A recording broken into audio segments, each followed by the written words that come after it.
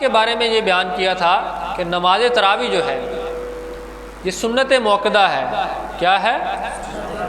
سنت مؤکدہ ہے، یعنی سنت موقدہ وہ سنت ہوتی ہے جسے اگر ایک مرتبہ ترک کیا جائے یا 2 مرتبہ، لیکن 3 مرتبہ پھر اس سے زیادہ کیا جائے تو وہ گناہ بن جاتا ہے۔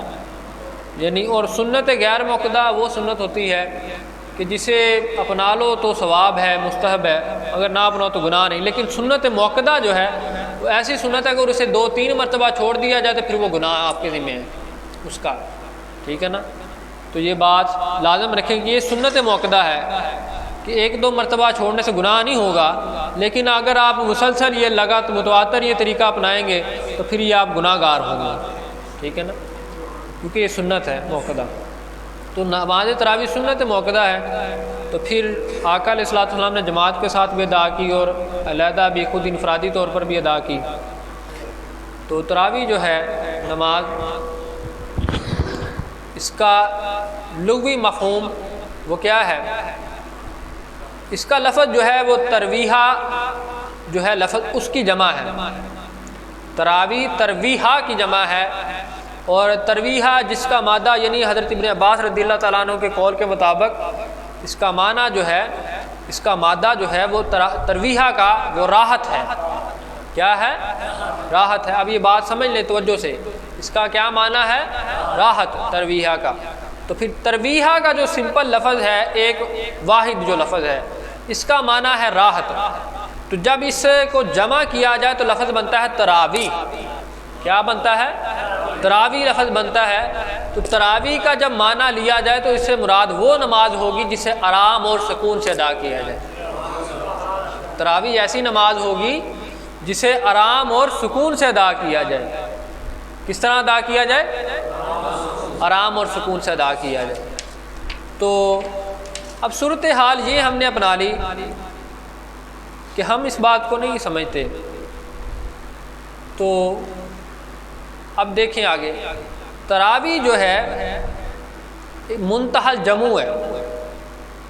منتہی الجمع یعنی اس جمع کو کہتے ہیں کہ جس سے آگے کوئی مزید جمع نہ ہو، جس کے آگے مزید کوئی جمع نہ ہو اسے منتہی الجمع کہتے ہیں۔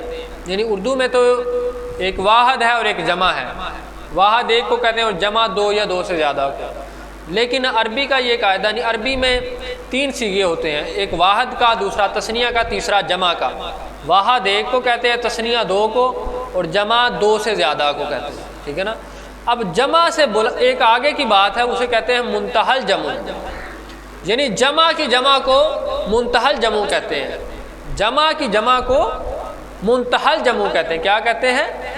منتہی الجمع۔ انتہا کا جو لفظ ہے نا، یعنی اختتام کو، انتہا کو یعنی مؤخر کہنا۔ انتہا کا مطلب کیا ہے؟ آخری، اختتام۔ تو منتہا یعنی آخری، جیسے وہ لفظ ہے نا سدرۃ المنتہا، یعنی وہ آخری جگہ ہے جہاں فرشتوں اور دیگر مخلوقات کا آگے رجحان نہیں ہے، وہ جا ہی نہیں سکتی۔ جو اللہ تبارک و تعالیٰ نے ایک حد بنائی، ایک انتہا بنائی، اس کا نام رکھا سدرۃ المنتہا۔ اسی طرح یہ منتہی الجمع یعنی جمع کی انتہا کو منتہی الجمع کہتے ہیں۔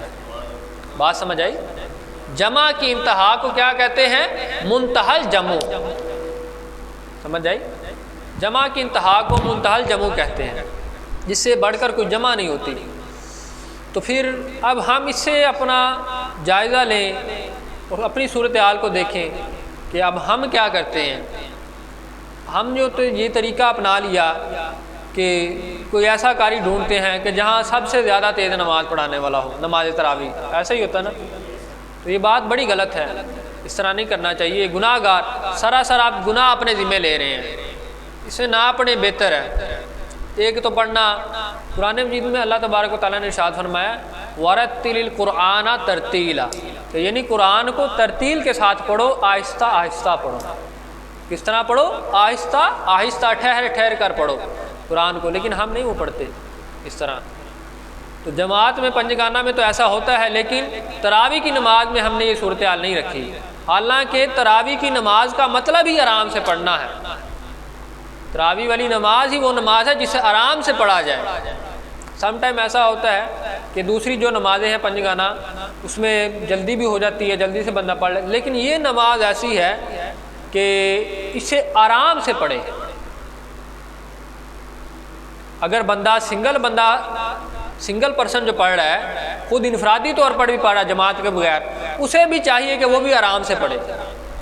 عموماً ہم پنجگانہ نماز پڑھتے ہیں تو ایک سنگل بندہ انفرادی طور پر جب اکیلا پڑھتا ہے تو وہ تھوڑا تیزی سے پڑھتا ہے، ٹھیک ہے نا۔ لیکن تراویح کی نماز ہے، اس پہ غور کریں، یہ ایسی نماز ہے جسے سنگل بندہ بھی آرام سے پڑھے، انفرادی بندہ انفرادی طور پر بھی آرام اور راحت سے پڑھے۔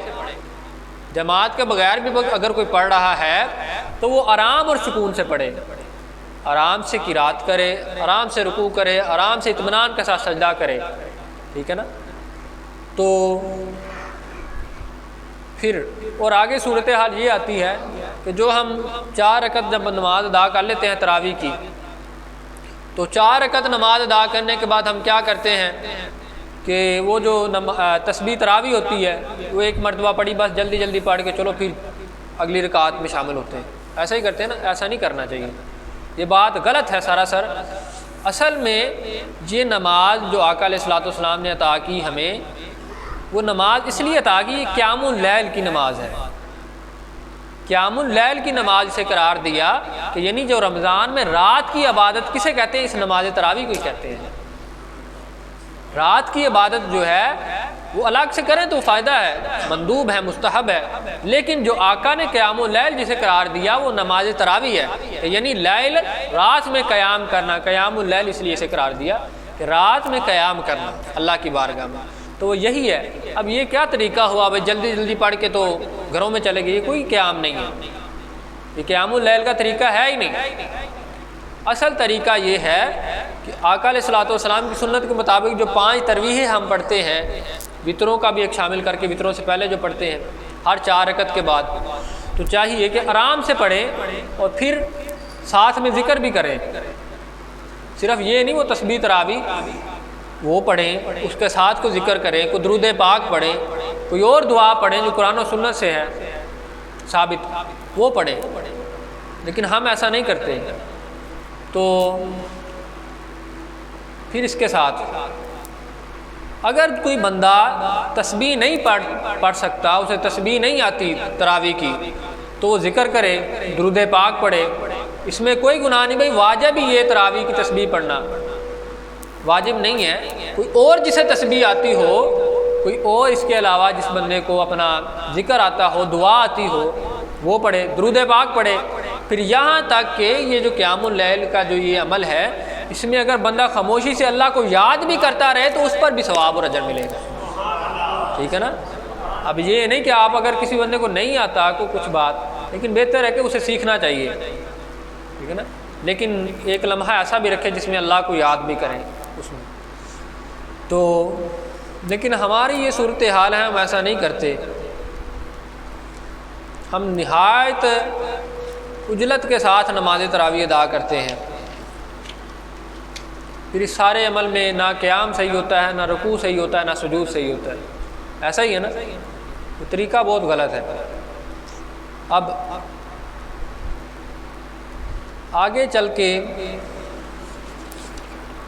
میں آپ کے سامنے ایک مزید فرمان وہ آپ کے سامنے بیان کر دوں۔ آج وقت جو ہے بڑا جدید ہے، لوگوں کی محبت نہیں رہی دین کے ساتھ، لوگوں کی دین کے ساتھ محبت نہیں رہی، رغبت نہیں رہی، ایسا ہی ہے نا، دین کے ساتھ نہ محبت رہی، نہ الفت رہی، نہ انس رہا، نہ پیار، ایسا ہی ہے۔ تو شیخ اکبر الامام محی الدین ابن العربی الفتوحات میں لکھتے ہیں نماز تراویح کے بارے میں، ان کا میں قول آپ کے سامنے بیان کرنے لگا ہوں۔ تو انہوں نے لکھا، وہ فرماتے ہیں کہ جو لوگ کہتے ہیں کہ ہم نے نماز تراویح پڑھتے ہیں، وہ اتنے برے طریقے سے ادا کرتے ہیں کہ جس میں اللہ کو تو یاد ہی نہیں نہ کرتے، کہ اللہ کو کہتے ہیں نا کہ ہم نے قیام کرنا، قیام اللیل کی تو بات ہی نہیں آتی نا سرے سے، وہ تو بس ایک کام نپٹاتے ہیں۔ ہم تو کیا کرتے ہیں، ہم تو ایک کام نپٹاتے ہیں، بھائی یہ ذمہ لگا ہے اسے پورا کریں اور چلتے بنے، ایسا ہی کرتے ہیں نا۔ آپ فرماتے ہیں کہ جو یہ کہتے ہیں کہ نماز تراویح پڑھنی ہے، نماز تراویح میں اللہ کو یاد کرنے کا تو سرے سے سوال ہی نہیں نہ کرتے یہ کہ اللہ کو بھی یاد کریں، ایسا تو عمل ہوتا ہی نہیں ہے۔ اور پھر نہ رکوع صحیح کرتے ہیں، نہ سجود صحیح کرتے ہیں، نہ قرات صحیح طرح ہوتی ہے۔ اور پھر جو سیدنا عمر فاروق رضی اللہ تعالیٰ عنہ نے فرمایا تھا، جماعت کا طریقہ سکھایا کہ جماعت کے لیے قاری کو کھڑا کر کے جماعت کرا لیا کرو، تو وہ کہتے ہیں کہ یہ طریقہ بھی نہیں صحیح کرتے ہم، کیونکہ انفرادی طور پر تو پڑھنا رہا، لیکن جب جماعت کے ساتھ جو بندہ پڑھا رہا ہے، قاری کھڑا ہے، وہ سپیڈ کے ساتھ پڑھاتا ہے، جب وہ اتنی تیزی سے پڑھائے گا تو پچھلوں نے تو ویسے ہی عمل کرنا ہے۔ تو اس بات کو سمجھیں، امام فرماتے ہیں کہ یہ عمل نہایت برا ہے کہ جو قاری کو آگے کھڑا کرنا اور پھر قاری وہ انتہائی عجلت کے ساتھ نماز پڑھائے، انتہائی تیزی کے ساتھ، یہ غلط کرتا ہے وہ۔ پھر جو آقا علیہ الصلوۃ والسلام نے نماز ہمیں سکھائی وہ کون سی ہے؟ ہم تو ویسا کرتے ہی نہیں ہیں کہ جیسے وہ ایک بدو تھا تو نماز پڑھ کے نکلا مسجد سے، تو آقا علیہ الصلوۃ والسلام نے فرمایا کہ بھائی دوبارہ جا کے پڑھ کے آؤ نماز۔ آقا علیہ الصلوۃ والسلام مسجد میں تشریف فرما تھے، آقا نے فرمایا دوبارہ پڑھ کے آؤ، دوبارہ پڑھ کے آیا، پھر تیسری مرتبہ آقا نے بھیجا کہ پھر پڑھ کے آؤ، یہ تمہاری نماز نہیں ہے۔ عرض کی حضور میں نے تو یہی نماز پڑھی اور یہی سیکھی، مجھے تو یہی آتی ہے۔ آقا نے فرمایا اس طرح نہیں پڑھنی، اصل نماز کا طریقہ یہ ہے کہ جو تعدیل ارکان ہیں، نماز کے جو ارکان ہیں ان کو صحیح طریقے سے ادا کرو۔ اور تعدیل ارکان کیا ہے کہ رکوع صحیح طرح کرنا۔ آقا نے فرمایا کہ جب تو قیام سے رکوع کی طرف آئے تو اطمینان کر، پھر جب اطمینان ہو پھر کھڑا ہو، پھر وہاں جب کھڑا ہو کے اطمینان کر لے پھر سجدے میں جا، سجدے میں جب اطمینان کرے پھر بیٹھ، اور پھر جب اطمینان سے بیٹھ جائے پھر سجدہ کر، اس طرح نماز ادا کر۔ تو ایسی نماز آقا علیہ الصلوۃ والسلام نے قبول نہیں کی اور نہ ہی اللہ کی بارگاہ میں مقبول ہے۔ بات سمجھ آئی؟ تو امام فرماتے ہیں ہماری نماز تو اس بدو کی نماز کے مطابق ہو گئی جس نے وہ نماز تب پڑھی تھی، ٹھیک ہے نا؟ تو ایسی نماز نہ آقا کی بارگاہ میں مقبول ہے نہ اللہ کی بارگاہ میں مقبول ہے۔ بات سمجھ آئی؟ تو جو بندہ اس بات کا عادی ہو گیا ہے کہ اپنا تیزی سے پڑھنے کا، اس کے لیے تکلیف تو ہے، گراں تو ہے اس کے لیے، لیکن یہ کہ اسے آہستہ آہستہ عادت اپنانی چاہیے نماز تراویح کو درست کرنے میں۔ یہ عادت اختیار کریں، جو عادت ہماری نہایت بری عادت بن چکی ہے اس کو ختم کریں، اور عادت پر غلبہ پانا یہ بڑی فضیلت کی بات ہے۔ بات سمجھ آئی؟ تو آگے پھر فرماتے ہیں کہ جس طرح حضرت عمر فاروق رضی اللہ تعالیٰ عنہ نے تلقین کی ویسے نماز ادا کریں، خشوع کے ساتھ پڑھیں، وقار کے ساتھ پڑھیں، تدبر کے ساتھ پڑھیں، ایسے جلدی میں نماز نہ ادا کریں۔ بات سمجھ آئی؟ تو فرماتے کہ اس طرح آپ گناہ گار ہو رہے ہیں، ثواب کی تو دور کی بات، آپ اس طرح گناہ گار ہو رہے ہیں۔ بات سمجھ آئی؟ تو اس بات کو سمجھیں، کیونکہ اصل میں یہ بات یہ ہے، اس کا مقصد یہ ہے کہ ہم نے دین سے محبت جو ہے وہ ختم کر دی۔ جب دین کے ساتھ محبت نہ رہی، اللہ تبارک و تعالیٰ کے ساتھ محبت نہ رہی، آقا علیہ الصلوۃ والسلام کے ساتھ محبت نہ رہی، تو پھر وہ عبادت میں بھی مزہ نہیں آنا، نہ خشوع رہنا نہ خضوع رہنا۔ بات سمجھ رہے ہیں کہ عبادت میں خشوع و خضوع، محبت، ذوق اور شوق تب ہی پیدا ہوگا جب آپ کا اللہ اور اس کے رسول کے ساتھ تعلق جو ہے وہ مضبوط ہوگا۔ جب اللہ اور اس کے رسول کے ساتھ تعلق ہی نہیں آپ کا، محبت کا، عقیدت کا، الفت کا، تو پھر وہ نمازیں جتنی مرضی پڑھتے جائیں ان کا کوئی فائدہ نہیں آپ کو۔